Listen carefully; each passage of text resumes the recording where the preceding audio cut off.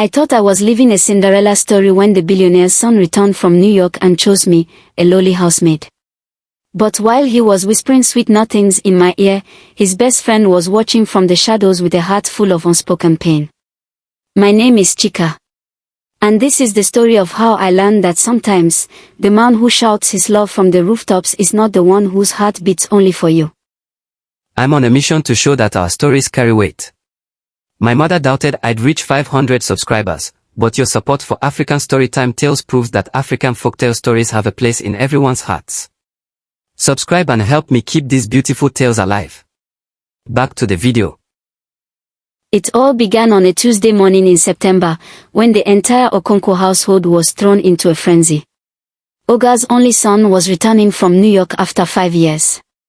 5 whole years of living the American dream, as they say. The madam had been preparing for weeks, ordering new curtains, new furniture, demanding that every corner of the mansion shine like the face of a new bride. And me. I was on my hands and knees, scrubbing floors until my fingers bled, making sure everything was perfect for the prince's return. I had been working in the Okonkwo mansion for 3 years. 3 years of waking up at 4 in the morning to prepare breakfast for a family that barely noticed I existed. 3 years of eating leftovers in the boys' quarters, of sending money back to my mother in the village, of dreaming that one day my life would change. But I never imagined it would change like this. When Obi stepped out of that black Range Rover, I swear the sun itself seemed to pause in the sky. He was tall, with skin the color of fresh palm oil, wearing clothes that probably cost more than I would earn in 10 years. His shoes alone could have fed my entire village for a month. He had this swagger, this confidence that came from living in a place where the lights never go out and the roads have no potholes. New York had polished him into something that didn't quite belong in Nigeria anymore, but somehow that made him even more magnetic. His mother rushed to embrace him, tears streaming down her powdered face. His father stood by, chest puffed with pride, already boasting to the gathered relatives about his son, the graduate from Columbia University. And there I was, standing by the door with the other house help, invisible as always, just another piece of furniture in their grand story. But then Obi looked at me. Not through me, like his parents did. Not past me, like the other relatives who had come to welcome him. He looked directly at me, and he smiled. It was a small smile, barely there, but it set something on fire in my chest that I had never felt before. Later that evening, as I was clearing the dinner table, he spoke to me for the first time. His voice was different from the other Nigerian men I knew. It had this smooth American accent that made even simple words sound like music. "What's your name?" he asked, leaning back in his chair while his parents were busy entertaining guests in the living room. "Chika, sir," I replied, keeping my eyes down as I had been trained to do. "Chika," he repeated, as if tasting my name on his tongue. "That's a beautiful name. It means God is supreme, doesn't it?" I was surprised he knew. Most returnees forgot their Igbo the moment they landed in America. "Yes, sir." "Don't call me sir," he said, laughing. "I'm Obi. Just Obi. Just Obi." As if there was anything just about the son of a billionaire who had just returned from New York City. Over the next few days, I noticed he was always finding reasons to be where I was. If I was in the kitchen, he would come looking for a glass of water. If I was cleaning the living room, he would suddenly need to watch television. His mother thought it was charming, her son being so relaxed and at home. She had no idea what was really happening. And then there was Emeka. Emeka was Obi's childhood friend, the one person who had remained close to the family even after Obi left for America. He was the son of Oga's driver, but unlike me, he had managed to elevate himself. He worked in Oga's company now, in a junior position, but it was something. He was tall and quiet, with these intense eyes that seemed to see everything. Where Obi was all flash and charm, Emeka was solid and steady, like the Iroko tree that stands firm even when the storm comes. Emeka was always around the house, always helping with something, always there when the family needed anything. And I noticed, even then, that whenever Obi was talking to me, Emeka would be somewhere nearby, watching with an expression I couldn't quite read. 2 weeks after Obi's return, everything changed. It was a Saturday evening. The madam and Oga had gone for an Owambi, one of those society parties that last until dawn. The other house help had gone to their quarters to rest. I was in the kitchen, finishing up the last of the dishes, when Obi walked in. "Still working?" he asked, hopping onto the kitchen counter like he owned the place. Which, technically, he did. "Almost done, sir." "I mean, Obi." He smiled at my correction. "You work too hard, Chika. When do you rest?" I shrugged. "Rest is for the wealthy, Obi. People like me, we work." "People like you," he repeated, and there was something in his voice that made me look up. "What if I told you that you don't have to be people like you anymore?" My heart started beating faster. "I don't understand." He jumped down from the counter and moved closer to me. Too close. I could smell his cologne, something expensive and foreign that made my head spin. "I've been watching you, Chika. You're not like the other girls here. You're different. Special." I had heard enough stories from girls in the market to know what usually came next. The ogre's son notices the housemaid. The ogre's son makes promises. The ogre's son takes what he wants and disappears. I should have run. I should have remembered all those warnings. But when he cupped my face in his hands and looked at me like I was the only woman in the world, all those warnings evaporated like morning mist. "I want to take care of you," he whispered. "I want to change your life. Would you let me do that?" What would you have done? If you had spent your whole life being invisible, being nothing, and suddenly someone who had everything looked at you like you were treasure, what would you have said? I said yes. And that was the beginning of my fall. For 3 months, I lived in a dream. Obi would sneak me out of the house in the evenings, taking me to places I had only seen in movies. We went to restaurants where the menu had no prices and the waiter spoke to you in English so proper it sounded like music.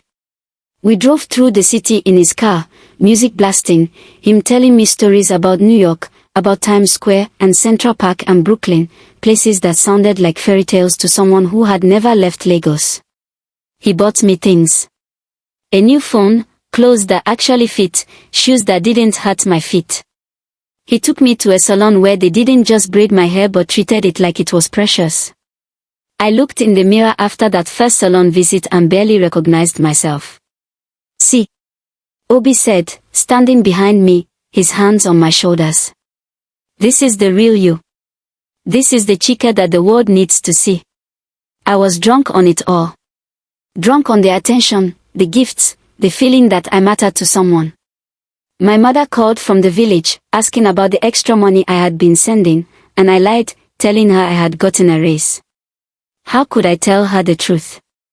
How could I tell her that her daughter, raised to fear God and respect herself, was sneaking around with the ogre's son like a thief in the night?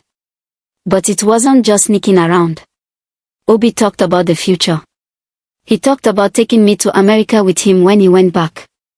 He painted pictures of me walking through those New York streets he loved so much, of us living in an apartment in Manhattan, of me going to school, becoming someone. "My parents won't understand at first," he would say, "but they'll come around. Once they see how happy you make me, they'll have no choice." I believed him. God help me, I believed every word. Emeka, though, Emeka didn't believe. One evening, I was waiting for Obi in the boys' quarters. We had planned to go out, another secret date. Emeka appeared from nowhere, startling me. "Chika," he said, his voice heavy with something I couldn't name. "We need to talk." "I'm waiting for someone," I replied, not meeting his eyes. "I know who you're waiting for." He moved closer, his face serious. "Chika, please listen to me. Obi is not who you think he is." I felt anger rise in my chest. Who was he to tell me about Obi? "You don't know what you're talking about." "I've known him my whole life," Emeka said quietly. "I know him better than anyone. This thing you're doing with him, it won't end well. Are you jealous?" The words came out before I could stop them. "Is that what this is?" You're jealous that your childhood friend is happy. Something flashed in Emeka's eyes, something that looked almost like pain. This isn't about jealousy. This is about protecting you. I don't need your protection, I snapped. I need you to mind your own business. He stood there for a long moment, just looking at me, and I saw his jaw tighten. One day, he said finally, you'll understand. And when that day comes, I'll still be here. Then he walked away, leaving me confused and angry. What did he know? What could he possibly know about what Obi and I had? I pushed Emeka's words out of my mind. I had no time for his warnings, his dark predictions. I was living my best life, and nothing was going to ruin it. Then came the night that changed everything. It was December. The Harmattan wind had started blowing, covering everything with fine dust. Obi had been talking about returning to New York in January. His student visa was expiring, and he needed to go back to sort out his papers, or so he said. My heart ached every time he mentioned it, but he always reassured me. I'll send for you, he would say, kissing my forehead. Give me a few months to set things up, and then you join me. I promise. That night, in his room while his parents slept, we crossed the line we had been dancing around for weeks. He whispered that he loved me, that I was his forever, that nothing would separate us. And I, foolish girl that I was, believed him completely. Afterward, as I lay in his arms, he told me something that should have been my first warning. I'm leaving next week, he said casually, as if he was talking about the weather. Earlier than planned. Some opportunities came up that I can't miss. I sat up, cold fear washing over me. Next week. But you said January. You said we had more time. I know, baby, I know. He pulled me back down. But this is good for us.